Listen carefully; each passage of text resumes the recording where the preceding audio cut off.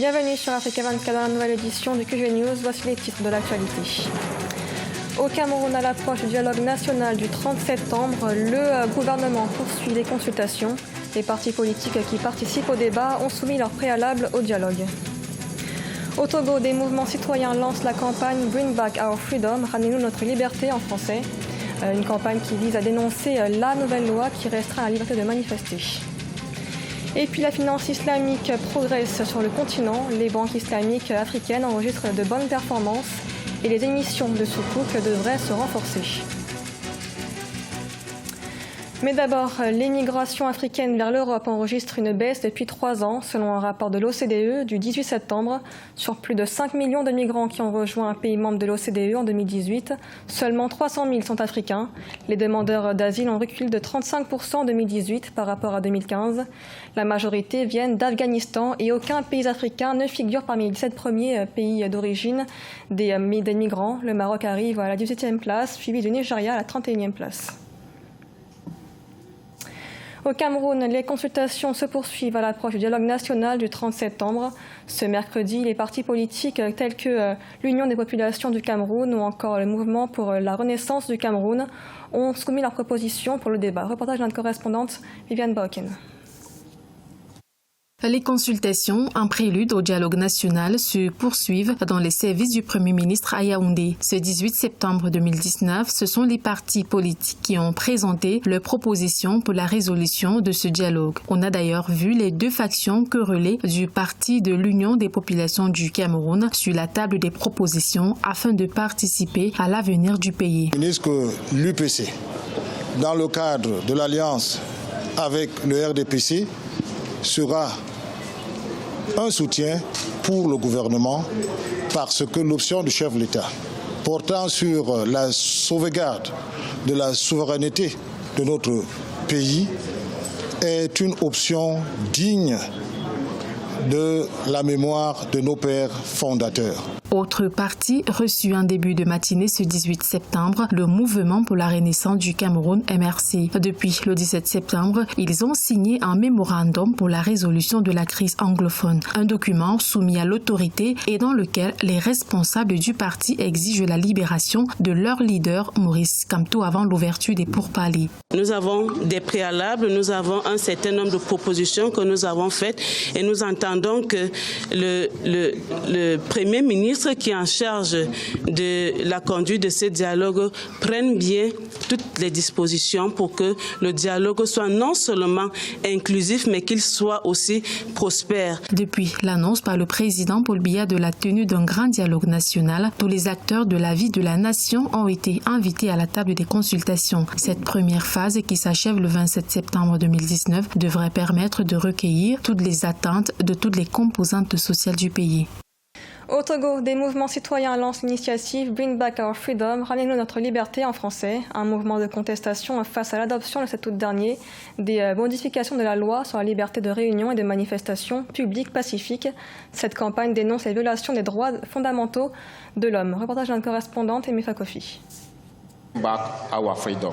La campagne Bring Back Our Freedom en réponse à la nouvelle loi sur les manifestations pacifiques publiques votée à l'Assemblée nationale le 7 août 2019. Au Togo, les manifestations publiques pacifiques sont autorisées de 11h à 18h. La nouvelle loi restreint les lieux publics où celles-ci peuvent être organisées, ainsi que le nombre de manifestations par semaine. La liberté de manifester, elle est un droit inaliénable. Par conséquent, on ne doit pas la restreindre, on peut l'encadrer. Initiative citoyenne de la société civile, cette campagne de plaidoyer vient dénoncer les violations des droits fondamentaux de l'homme dans l'objectif de lever toute restriction faite à la liberté de manifester au Togo. C'est l'individu en soi-même qui se voit retirer un droit consacré par la Constitution. Et aujourd'hui, si on arrive à le faire comprendre aux Togolais, pour qu'ils s'approprient la chose, on peut passer à une prochaine phase et le gouvernement pourra plus facilement prendre en compte les enjeux et les impératifs pour pouvoir faire marche arrière, bien évidemment. Pour le gouvernement, les raisons sécuritaires expliquent le vote de la loi sur les manifestations pacifiques publiques. Des raisons qui ne tiennent pas, selon nombre de citoyens togolais mobilisés pour la campagne Bring Back Our Freedom, qui veut dire « Rendez-nous notre liberté ». Les réseaux sociaux ainsi que les médias traditionnels sont les canaux de prédilection pour faire passer le message. La première édition du Forum des investissements dans le secteur du tourisme a eu lieu à Madagascar les 17 et 18 septembre. La grande île envisage de faire du tourisme un pilier du développement économique et pour ce faire, le gouvernement mobilise des investisseurs. Le pays prévoit d'accueillir au moins 800 000 visiteurs par an dans les 5 prochaines années. Reportage d'un correspondant, Fotan Dakezenga. Découvrir le potentiel du Madagascar, tel était le thème de la première édition du WEV Madagascar, Forum international des investissements dans le tourisme et les transports Malagasy, qui s'est tenu du 17 au 18 septembre 2019 à Antananarivo, la capitale du Madagascar. Pour le président de la République, il est grand temps d'exploiter le potentiel touristique de la grande île pour en faire un levier de développement. Madagascar a amorcé un virage à 180 degrés pour assurer son développement, sa croissance et son émergence. Et ce forum international des investissements dans le tourisme et les transports, WEV Madagascar, est le premier jalon de cet essor touristique. Cet événement constitue un excellent moyen de réunir toutes les parties prenantes nationales et internationales et d'avancer avec confiance et avec détermination vers le développement touristique. Le Madagascar ambitionne à moyen terme de franchir le cap de 500 000 touristes étrangers pour atteindre au moins 800 000 touristes dans les 5 prochaines années en dynamisant le secteur des transports et des infrastructures. Alors, le secteur tourisme fait partie des secteurs dont on fait la promotion. Ça a été un secteur identifié où on peut créer le plus d'emplois à forte valeur ajoutée et en regardant l'avantage comparatif du pays. Donc on a mis en place une stratégie au sein de l'IDIBM pour faire venir les grands noms, les grands opérateurs de l'hôtellerie à Madagascar.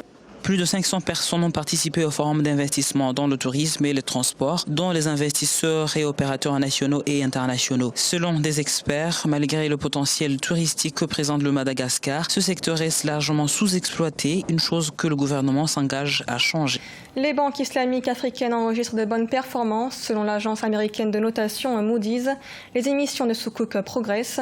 Elles permettent de financer des institutions financières et souveraines. Rabat Maroun. Malgré une présence encore faible en Afrique, soit environ 1,5% du marché mondial, les activités financières islamiques ne cessent de croître sur le continent. Auparavant, seul leader sur le marché, les banques islamiques sont aujourd'hui en concurrence avec plusieurs fonds islamiques et autres institutions de microfinance. Dans un récent rapport, l'agence américaine Moody's révèle que les émissions de sukuk continueront de croître pour financer les institutions souveraines et les institutions financières soutenues par la confiance croissante des investisseurs mondiaux dans les instruments islamiques. La grande population musulmane d'Afrique, qui principalement n'est pas bancarisée ou sous-desservie, continuera à servir de base solide sur laquelle les actifs bancaires islamiques et donc les revenus pourront croître rapidement. Selon les responsables de Moody's Investors Service, les performances des grands systèmes bancaires africains devraient rester robustes au cours des 12 à 18 prochains mois.